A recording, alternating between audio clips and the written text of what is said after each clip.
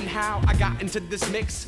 Hey, what's up, everyone? This is Derrick Broze with the Conscious Resistance Network. I'm in Denver, Colorado. This is my last night. I'm going home tomorrow, and wouldn't you know it, I ran into these lovely people, Mr. Larken Rose and Amanda Rachwitz, Dragon Anarchist. How are you guys doing?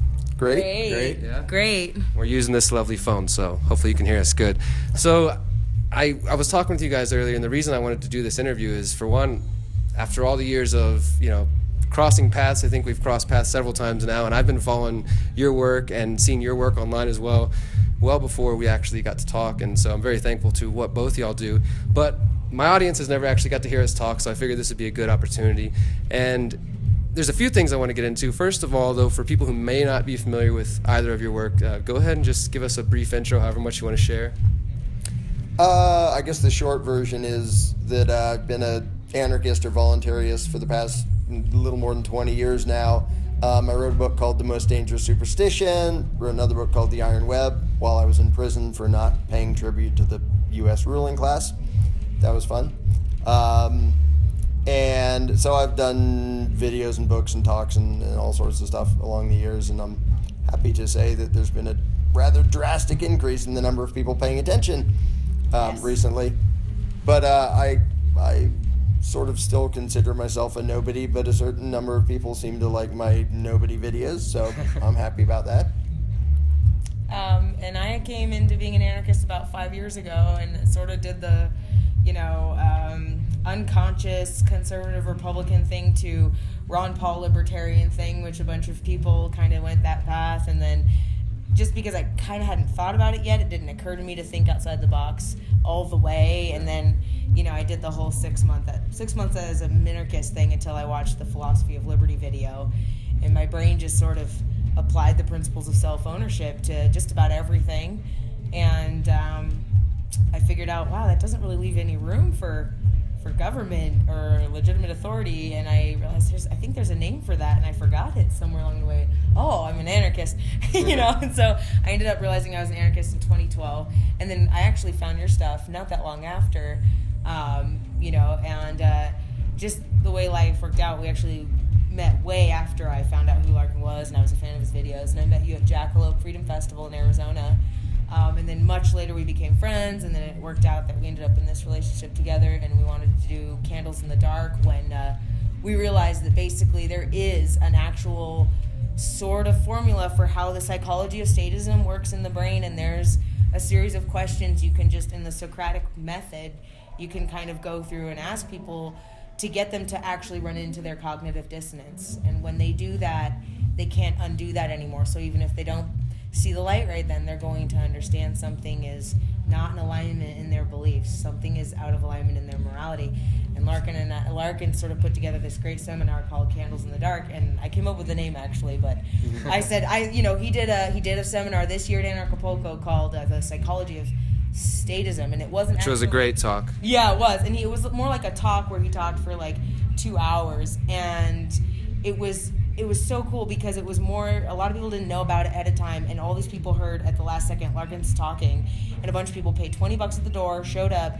There were some, people of all different walks in the room. There were some conservatives in the room. There were even some minarchists in the room, and it turned into this interesting back and forth discussion with everyone in the room after he was done giving the talk. And I said to him, people were willing to throw down for this and show up, and this was valuable, and people learned stuff, and it changed minds and made people think. And I said, we probably should try to do this. Yeah, that's what I want to get into, because I definitely, for one, that was a great talk, and I think many of us are happy to see the team of you two coming together, because it seems like positive fruits are being born through this relationship, so thank you for that. Yes. And we were just talking before the interview about that it does seem like there is a formula, almost a direction that we can take to try to guide people through this process. And you're really known for like The Most Dangerous Superstition, which, if you haven't read, it's the belief in authority, it's the belief in authoritarianism, and this is something that I think other people have come to the same conclusion. You've just done such a great job of leading people through these logical questions, which is, I've noticed this is actually maybe your process, because you did the same thing with taxes, and we'll talk more about that in a moment, but trying to take people through this logical, ask some questions and see if people can have answers, and if they don't, then maybe they're full of shit. Right. And maybe there's something, there's something missing there. But let's talk more about the candles in the dark. So how many have you done so far? I know you just got finished doing some here in Denver, and what exactly, my buddy Jason, he actually showed me the pamphlet that you guys gave out. I thought that was really cool. So what exactly is entailed in the candles in the dark, and how can we get some more of them out there? Well, we just did number 4 in Denver. We did Phoenix in California and one up in Washington State, and then this one in Denver. The whole approach, there are so many people now. I mean, it's still a minority of the population, but there are thousands of people who understand the concept of non-aggression and self-ownership and all that, and a stateless society, yada, yada, yada. And they're constantly frustrated because they think, here's this really important, really true thing, and it's, fundamental to peace on earth. I want to go out and tell people. And they go out and tell people, and the people don't hear it, and they make these weird responses and get emotional and angry and run away, and they're like, oh, I don't know what to do. Yeah. And so it's Candles in the Dark isn't nearly so much about understanding the philosophy, which, if you're all the way open, takes about 5 minutes. Sure. But almost nobody, including myself, is open when they've been through that much indoctrination. It's a lot more about human psychology and the things that get in the way of somebody hearing a new idea.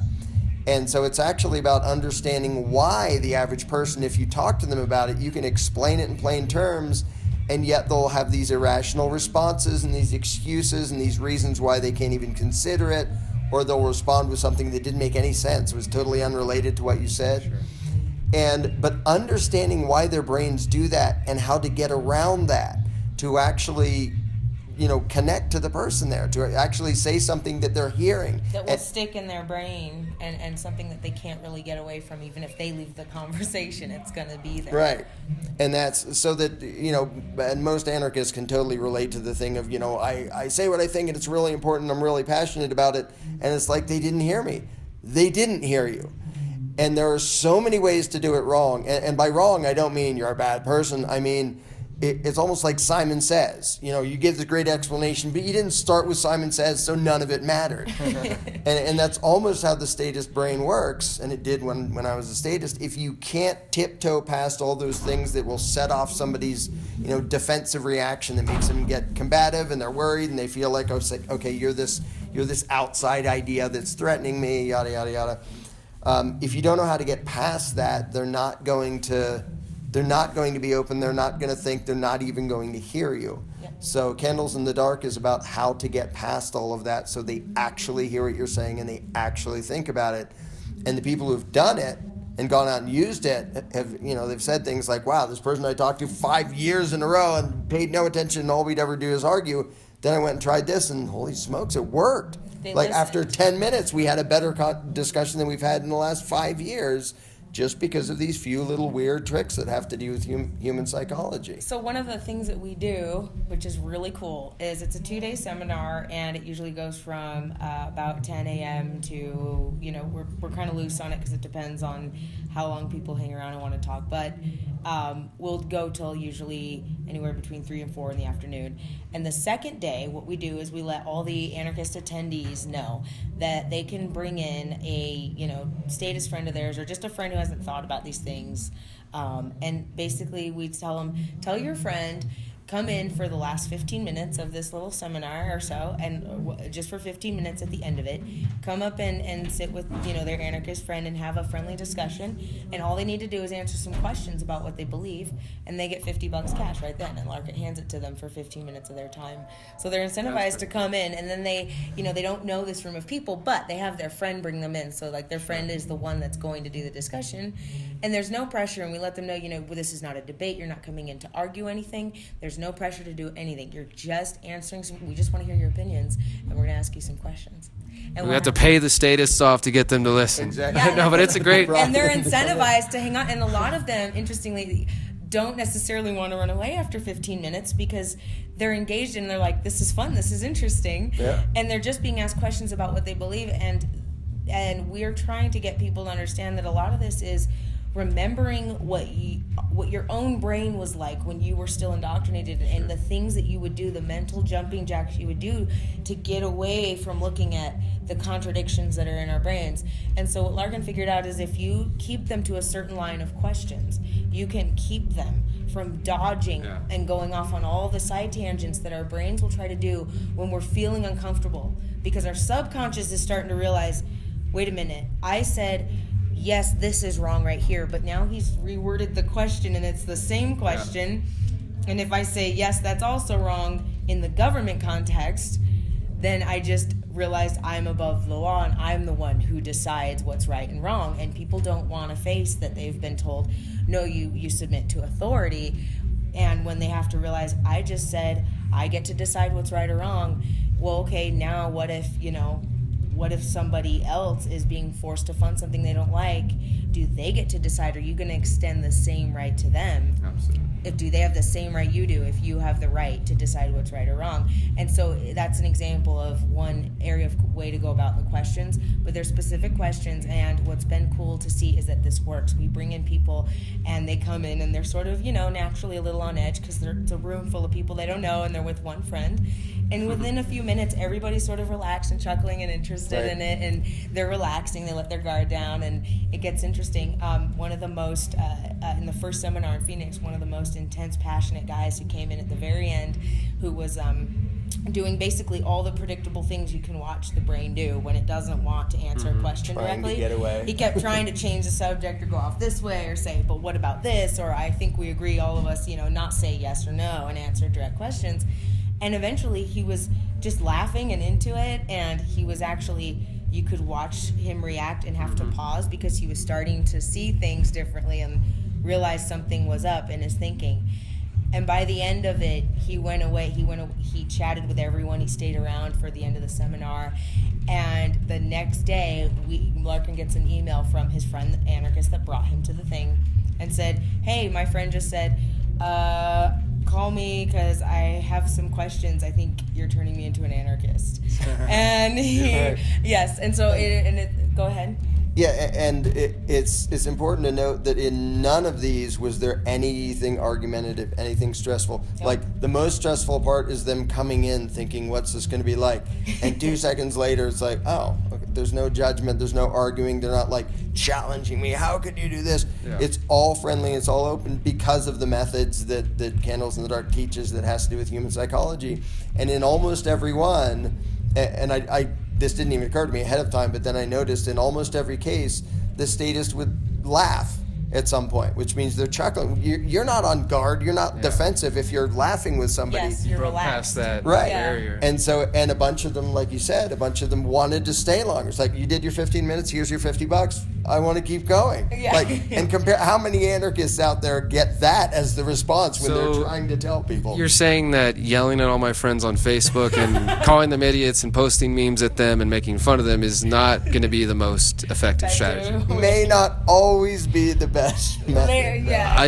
You guys should really listen to that part. No, I want to say that's all just so beautiful and wonderful to hear. And a few things that I wanted to add to that is, I wonder, and I'm sure you are aware of that, like, for me, what I'm hearing is that we're bringing empathy into the equation. And that's what so many people are missing. And that's really what I've tried to focus on as well, is because, from the beginning of going out to the streets, like trying to talk to people about whatever issue it is, whether it's anarchism or some issue you have with the government, if you're out there trying to pass out flyers, you've had more than a few people tell you you're crazy or spit on you or just walk by you and act like you don't exist. And from the very beginning, I remember that feeling and being out there with other people who would sort of react in that, well, screw you, you sheeple, or you statists, like, you're all going to a FEMA camp, or just, they would get angry at these people for not listening to them. And I tried to reiterate to friends when we were out there trying to talk to people about things that we felt compelled to go preach about, essentially, is that we're doing this for them, right? So even if they don't want to hear what we have to say, it doesn't do us any good. For the one time they heard about anarchy or whatever your issue is, oh yeah, I remember that I talked to some guy about anarchism and he was yelling in my face and telling me I was an idiot. He's a total jerk. Then they stay with that memory of like, and that's what is triggered in their head next time somebody says something like, wait, anarchist, violence, screaming at me, do I really want to have this conversation? And instead we're able to show them, I think, a more compassionate view, like you said, bringing people in, like it's not a setting where like, okay, everybody's waiting to pounce on you and debate with you. Instead they're like, okay, let's let you answer these questions and get to a point where like, okay, my guard's down, I'm able to laugh and kind of enjoy this process. And that is where we're really going to be able to reach people. Right. Yes. And one of the main points, one of the main focuses of Candles in the Dark is that first you have to understand your own psychology before you're going to do any good to somebody else. And one of the main focuses has to do with if you view it as you versus them, like you're talking to the statists and it's a combat, it's me versus them, they're going to sense that and they're going to go into combat mode because you're in combat mode. Right. If you come in like this verbally, their subconscious only needs the vibe and the energy of this in your tone and in your approach. Absolutely. And they automatically do this. Yeah, and so then it becomes a fight already before you said a word because your energy has come in. They're ready to reciprocate what you're bringing into them. Right. And so it's less, Larken said, it's less about I have to put my ideology into you. You don't have to do that. He said they can keep their moral code. They can keep everything they believe, their opinions about everything. They need one lie removed. Sure. And that will remove the contradiction. They need to see that they're going against their own beliefs when they think they can have a moral obligation to do an immoral thing, which is a contradiction in logic. Right. And so when you help them see that, it frees them. And the whole thing he says over and over again in the seminar, day one, is this is about understanding that you're on the side of the real them. Yeah. And if you see it as you're helping them, they're going to feel that energy instead. Hey, absolutely. It's more like I found something better and I'm trying to help you and give it to you. There's a better way, or there's something you might not have heard of that could be better. It's an invitation, rather than going over and whacking them on the head for being wrong. Yeah. You're helping them see the tools themselves, and that's really what people want to do, is that, none of us want to be told you're an idiot, like this is everything that you've seen wrong about the world, now let me show you the answer. People aren't usually receptive, but if you can, as you're doing it successfully, I'd say, showing people this in themselves, and they're like, wow, like, okay, I thought I was a consistent person, and that's so important. And again, the empathy factor, I think also what that does is, but when you create these spaces is, in my experience the last 7 years holding meetings in Houston and around and meeting people, and I'm sure you've heard this too, people feel like they're alone out there. Like they think that they're the only one that thinks this, like their family thinks they're crazy, their friends think they're crazy. So when we give them a space when they can come and just speak openly, be around other like-minded people, and at the same time, they've kind of gotten past the whole circle jerk thing we were talking about. Now they're actually like, I want to reach people. I actually want to grow this thing. Yes. So help me figure out how to do this. So not only the people that are coming, or they're feeling empowered through it, but then you've got the people who maybe get invited by the friends. They're going to be empowered through that experience, as opposed to just getting talked down on the internet and these sort of things. So there's a lot of important things going on there, and I really, really am just so thankful that you guys are doing that. Are there any other events planned yet, or how's that going? How can people make that happen? At the moment, the only other one that's just about scheduled is there will be one down in Acapulco, probably right before Anarchy happens in February. We want to do more. It's Pennsylvania and New Hampshire would probably be the next if they actually work. It just has to do with whether the timing works for both of us and whether there's enough of a demand. Mm-hmm. We have to basically be able to fund it, and our thing is, we've either broken even or lost money on it, but we care more about obviously doing it than just about that. It's more like making it happen. It takes money to make it happen, unfortunately. So it's. But it's nice to eat too. Yeah. That could be if fun. we could make a living doing it, that would be great. We haven't had them quite big enough. Actually, one of the hardest things to work with is we're both sort of very busy, not just supporting ourselves, and working hard. We don't give our money to the state, so we do jobs differently. It's like he doesn't do a 9 to 5, I don't do a 9 to 5. But we make money a mix of through activism and through other stuff. Like I do housekeeping part-time. I love it. It keeps me fit, and I like helping people directly, so I actually do that on the side.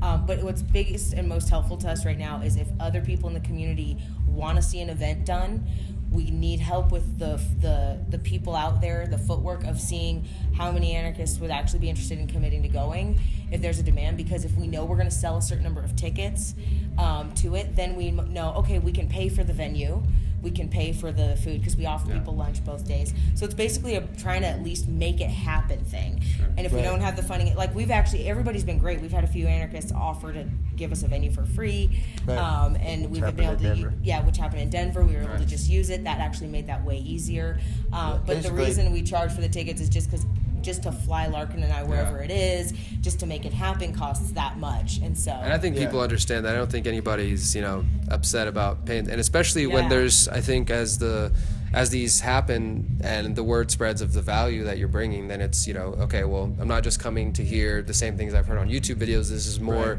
in depth, like walking people through strategies they can take. And as you were saying earlier, which I wholeheartedly agree, like there's I've got books, you've got books, there's other people who've got books, and so many people have written these ideas and expressed them in different ways, and I know we all add our own little color and flavor to it, but at the end of the day, it's the face-to-face conversations, it's looking people in the eyes and getting to know them personally where those changes happen, and we've been finding that on our tour as well, that the concepts, it just seems to dawn on me recently in the last 6-7 months, like, okay, these ideas need to be talked like face-to-face. Like, people want organizational tools, they want communication tools, they want to be effective in what they're doing, instead of just feeling like they're watching, just because it's so weird to me, like that activism and this sort of thing has become where there's the audience who they watch the YouTube videos and the people that they see on social media, and then there's those who actually live it. And I think that's what the goal here is, to try to get more people to actually be living these things and then effectively communicating. We want to pass on the tools that we figured out, and the thing is what's great is I'm not perfect at doing the techniques we're teaching. It's why I'm doing this, because it's reteaching me every time I do it. It's making me more conscious and more aware of how I approach people and doing it in empathy. And I'm glad you mentioned empathy, because I say that in the seminar, and I bring that in at the end, and I say, again, this is all about remembering that their free will wants to be free and do what it wants to do, the same as mine. They have a lie, and I'm on their side, and I'm trying to help them remove it. That's most people. If you talk to a sociopath and you know they're a sociopath, don't waste your time. But in talking to people, it's heartening to realize most people really, they believe what they believe because they think it's good. So they're not cackling trying to be evil. They believe it's good. And if you partner with that side of them that says, yes, I want the poor to be helped, and I want children and women to not suffer, there's a better way we can help people, and there's something in the way of that, and you've been taught something that's putting it in the way of everything you want, and it's shooting you in the foot, then everybody wins, and we can teach other anarchists who feel frustrated to do this, so that we don't. I don't want all the work to be on me, and I don't want all the work to be on you and on 10 or 12 or 1,000 of us. I want it to be a wildfire where everybody becomes the messenger and goes out there and knows how to spread. Right, and to communicate effectively, you have to start by making sure that you are seeing the other person as someone you're trying to free, not someone you're trying to defeat. Yes. And I've made that mistake. I mean, the reason I know all these mistakes is because I made them for 20 years. Trial and error and error and error and error, and then slowly learning from them and just passing on the things I very slowly figured out. But your own mindset has 100% to do with how they perceive you and whether they're ever going to hear you. And most, it's very easy to get into preachy evangelical mode where I have a good idea and I'm going to yell it at you until you understand it. And that doesn't work. It doesn't matter how good your idea is. It doesn't matter how logical it is. They can't hear it. They won't want it. They'll reject it. But if you see them as, you're a good human being and I want to help you out of a lie you were taught, if that's your attitude and how you view the discussion, everything changes. Absolutely. And I want to add to that, we're not only is empathy playing a role in I guess like more of an emotional sense, allowing us to connect to people, but from a physiological sense and from the psychological sense, like people's brains shut down. All logic shuts down whenever they feel like they've been emotionally attacked. So when we're coming at them this certain way, if you choose to come that way, then you're not only just battling like whatever programming they got, but their actual brain chemistry, which is telling them to shut down, fight or flight, refuse to listen. So, at that point, you might as well just stop talking and move on, because you're not going to reach them if you've brought them, into that tightness where they feel like they got to defend what they've been shown. So empathy, compassion goes a long way. And the beautiful thing that I'm glad you brought in is, these things, they help us see the inconsistencies in ourselves as well. Like I was telling Larken that one of the big things we've been doing on this tour is fairly similar to the seminars and to the mirror. It's what I'm at this point just calling an honest self-assessment, and the goal is the same thing, is just walking people through identifying, first getting to know themselves on a deeper level, identifying what their goals are, short-term, long-term, what their principles are if they've ever even thought about that, and if not, getting them to think about, well, what does guide you? And then by the time they get to their habits, they're able to see, like, okay, I say I want to, leave the world a better place, or I want to save the environment or whatever, but then my habits are not anywhere near that. Right. And they can, on their own, not me judging them, but for them to decide, okay, you know what, I think this freedom thing, it's too hard, I'm just going to go back living my life, whatever. Or my hope is they're encouraged to say, okay, I've got some work to do here, here's the inconsistencies, this is where I can start, and then we each, we change ourselves to that. So it's just such a beautiful process, and I really feel like we need to start thinking of this strategically, and these are the kind of methods I believe are going to be effective in the long term. It's not going to be, obviously we know it's not going to come from the ballot box, it's not going to really come from marching in the streets, that lets people see that people are upset, but it doesn't stop people. Some of those people are marching in the streets because they're asking for more authority, they want more control over their lives, so that doesn't necessarily, it's not really indicative of a shift that we want to see, but face-to-face conversations, getting people to empathize with each other, and then being able to communicate effectively, that's going to lead us some really great places. And that's why I like the conscious resistance as a name, because it is bringing back consciousness to people, because so much of the problem is simply that, through the Prussian indoctrination system being brought into American schooling and then being forced with, basically having their spirit broken and being told no, and being told that, there is, all the answers have already been figured out. You repeat after me, and these are all the answers. Everybody in authority's got everything already figured out. Listen to the experts. There's nothing new to learn. There's no reason to be curious. There's no reason to be interested in. Don't question what's going on. Just do these things, and that's what makes you a good person, and that's it. And then you have people who are no longer actually self-aware at the level at which we really are supposed to live. They don't actually think about who they are, why they do what they do, why their habits drive them the way they do, and you're actually bringing that back into them piece by piece. And there isn't anything, this is what we're all doing different versions of that, I think, and that's what it should be. And it's so freaking cool to see so many people, like Anarchy this year was amazing, because so many people who didn't tell each other ahead of time what we were doing for our talks or what we were going to talk about came to Anarchy from all over the world, and a bunch of people said the same things, versions of the same things. This has got to be about reaching people. We can't just go like this and go, we're angry and we're mad and all you people are oppressing all the rest of us who want to be free. We have to remember, though, we're not ever going to be free if it's us versus everyone else. Because if we leave them all to be run over and to stay unconscious, then we are going to have to run away and hide in the woods. Because we need a lot more free minds out there to make this successful. Right, exactly. So there's so much work to be done, and so I find it inspiring. My life is way more interesting and fun and compelling now, and yeah, it can be exhausting, but I would encourage anybody who's like, oh, this feels exhausting, to push forward still and to really look at themselves and really look at, what their goals are and what they want for the world. Because I think when you really think hard about it, it doesn't feel as much exhausting as it feels inspiring. It starts to feel like a fire lit inside of you, and you're like, I have to go out and do this. It's just who I am now, and I have to go out and help people. So. Right, and you have to always keep in mind that everybody who believes in authority, no matter how nasty they are, even if they're an enforcer of violent oppression or an advocate of it, they're also a victim of the lie. And if you see all those people as victims of authoritarianism, even while they're cheering for it, even while they're passing it on, then you can be on their side and you can feel like, I know there's a good person in there. And the moment you decide there's not a good person there, go to somebody else. There's a good person right next to him. And that mentality and that attitude does free the whole world. And after that happens, you realize there's nothing to fight against anymore. There isn't some big, huge empire we have to go overthrow. It's just a bunch of human beings who are taught a lie. And if you can take away the lie from each one, there isn't an enemy anymore.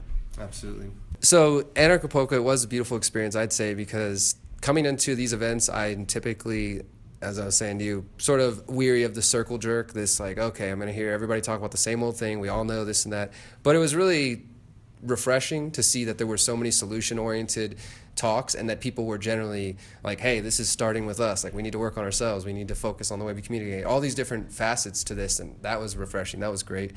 And so I want to segue from that beautiful stuff to talk about the past and dealing with the state and things less appealing, because you've mentioned and you say in your talks that you've been an anarchist for about 20 years, and I think that's really, to me, it's really interesting to think, because I've only been awake since 2009, right? And when I woke up, it was to some really older dudes that I met that were Vietnam vets who put a lot of information in my head, and these guys have been paying attention for 20, 30 years now, since one of them's like JFK, that was what woke me up, and so they've been paying attention, and just to think about that, to think of sitting back and knowing the things that we know, whether it's about the state and authoritarianism or just the extent that the state will go to maintain power, all the various conspiracies people can get lost in, and knowing that information, but then not having this movement that exists today. I'm 30 now, so I grew up before the internet. I remember what it's like, but I don't remember the experience of what it's like to know all this information but not have access to people to communicate on a regular basis. I had a network almost immediately that was right there. So we have this beautiful experience whereas I remember I've always been into weird things, so I would get newsletters, monthly newsletters on weird news going around in the world and stuff like that. So I imagine that there was anarchist newsletters, and now I can go back and kind of see these things have been put on the internet. But my point is that those of us who've kind of come of age in the internet, and the internet helped us wake up, it's a very difficult experience to even imagine that. So I just would like you to share a little bit about that. What's it like walking around knowing that the state's in control and not even having the tools of, Facebook to broadcast to people? Yeah, you young whippersnappers, you just don't understand. Yeah, because 20 years ago, and even as recently as 10 years ago, when I was saying pretty much the same thing, hopefully I've gotten a little better at explaining stuff, but I believed all the same things and said all the same things. For the first 10 years, there were maybe 5 other anarchists in the world that I knew. And if you had asked me 10 years ago, do you think you'd know 100 in another 10 years? I'd say, no, not a chance. You think it's going to, are we going to see any change in your lifetime? No, this will be, generations away, if not centuries away. It was amazingly frustrating. And I felt like I was bashing my head against a brick wall, and I just assumed, well, I'm going to bash my head against a brick wall. Who did you talk to most, and what were the forums? Want to tell about? Well, the reason I remember what year I turned into an anarchist is because I was Ragnar 1996 on AOL. In AOL political chat rooms when they first existed. I remember those days. I do. Yeah. I wasn't arguing about anarchy, but I was quite a bit younger, but I remember those too. I was around. Yep, so that's when I actually became an anarchist. So I would argue there, and there were a couple people I met there who had all the way given up statism, but there was a very obvious difference then, because almost nobody could even have a discussion about it. They were immediately so emotional and so nasty, and so that's just utterly ridiculous, and you should be thrown in a cage and everything else. And it was that for years and years and years. And now to go to something, like Anarchapulco, and to be sitting there in a crowd of a few hundred listening to somebody talk, and I have to just sort of smirk to myself at, holy smokes, I never would have believed that I would see this in my lifetime. And we're nowhere near being done, but this is leaps and bounds beyond anything that I even imagined would happen in my lifetime. And now it's thousands and thousands of people. And the beauty of exponential math, as I was saying up there, is if it keeps doubling very quickly, it's the whole world. And I think in another 10 years, it's going to be so everywhere that nobody is going to be, wondering, what do you mean voluntarism? Mm-hmm. Everybody will know the word, and it will be a discussion everywhere, and a whole lot of the world will have already arrived, at that conclusion. And it's hard to believe now because people say, hey, we're a tiny little percentage. Mm-hmm. Yeah, I know. Well, we were a way tinier percentage not that many years ago, and I remember it. And if you do the math, it's actually incredibly remarkable, the rate of growth. And so I think it's funny because Larken told me recently how it's absolutely hysterical to him that somebody who has no point of, they just came into the movement in the last 2 or 3 years, and he's actually seen people online say things and I don't know how they could believe this because the math doesn't lie, but I've had people say things online like, the movement isn't going anywhere. It's not going to go anywhere. It's not growing. And Larken's they've been active. Watched it explode, and it's still exploding. They're active for 2 or 3 years, and then they're ready to give up and try statism. Right. They're like, oh, well, we tried anarchy for 3 years, and it didn't work out. Just kidding. I don't have principles anymore. Right. We couldn't convince the whole world in the week since I became an anarchist, so it's hopeless. And the thing is I tell people, if you look at the numbers representative of the number of pages that exist on Facebook that are anti-state all the way, and then the numbers of followers they have, that is this much a percentage of how many anarchists probably actually exist. Because what you can't keep up with is the conversational ripple effect, and nobody can know how many are all the way out there. So many people aren't on the internet. They don't care. They're not on Facebook, or they're not active online with an account like that. And so the number we even see, which we know is a few 100,000 minimum, is a fraction of how many there actually are. There's more of us than most of us know exist yet. And I meet new anarchists every day. So I'm excited. I guarantee there are several people who are anarchists right now who weren't when we started this interview. Exactly. And I mean it. It's spreading. It's in that many places the conversation is happening all the time and going on. Absolutely. And I think that that's a really important point. I've been trying to get that into the heads of more people too, is that, sometimes when I'm debating people, and I've seen you online as well, like when I recognize, okay, this person, they're not going to get it, but the people I'm debating them for are the people who are watching, because I've had friends message me and say, these are people who've never clicked on anything, never liked anything, shared anything I've ever done, but they're like, I don't comment, like they've been paying attention, they've been watching. And once I realized that, I'm like, okay, I'm going to try to be a little bit more calm in my communication, because it's not about you anymore. It's about anybody else who may be listening, who I'm trying to convince at that point. Yep. And there are so many people out there who do know what's going on, but for whatever reason have chosen to remain silent, or they're, like you said, they're already anarchists, but they don't feel the need to go broadcast it on the internet. They're just living it. But I do think there's going to come a time and a place very quickly here where we need everybody who knows what's going on to kind of start speaking up and being more vocal, because part of it is the peer pressure, where the media and such have done such a good job of programming people to think anarchy means chaos, and that without the government it'll be destruction. But if you believe that that's not true, we need you to speak up. It's like we need you to let your neighbor know, hey, anarchy's not crazy. I have friends online on Facebook who told me way after the fact they were anarchists that I didn't know were paying attention the whole time, and I never spoke directly to them. They simply followed my page, and they were a status on my friends list who just hadn't looked at things or thought about them. They weren't in the community at all. They had their little Facebook page. They were connected to me. And I had no idea they were watching. They didn't even like my stuff. They didn't even comment. They didn't anything. And then just a little bit later, I noticed, oh my gosh, they're actually starting to like stuff now, and it's years later. And then they come message me and they go, you changed my mind. And part of it was just the fact that in their little tiny world of Facebook, this is how powerful psychology is, their friends and family who are Trump or Clinton or whatever get 5 likes on stuff, or nobody cares or listens. But the Amanda Rachwitz on their friends list has a following and conversations on her page, and she's getting hundreds of likes on a meme or 50 likes on a comment about anarchy. To them, it looks like this is more important to people. Look, there's a big following behind her. And so in their head, they start to notice. People notice if you are the only one in their friends list who people are really listening to, because to them, that's how the brain works. It's the herd mentality working in our favor because we get the numbers. And so we have to not stop, because we are winning slowly. Right. And for the anarchists out there who sort of have the attitude, and I know there are a bunch who've said exactly this to me, who have the attitude of, it's just hopeless. I've tried to talk to people. I'm not going to waste my time anymore even trying. Those are the people that have to come to a Candles in the Dark.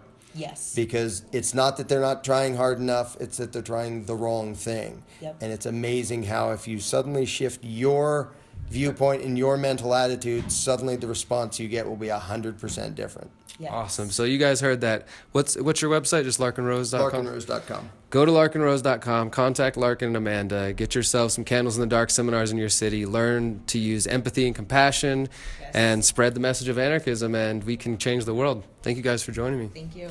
Thank you so much for having us. Awesome.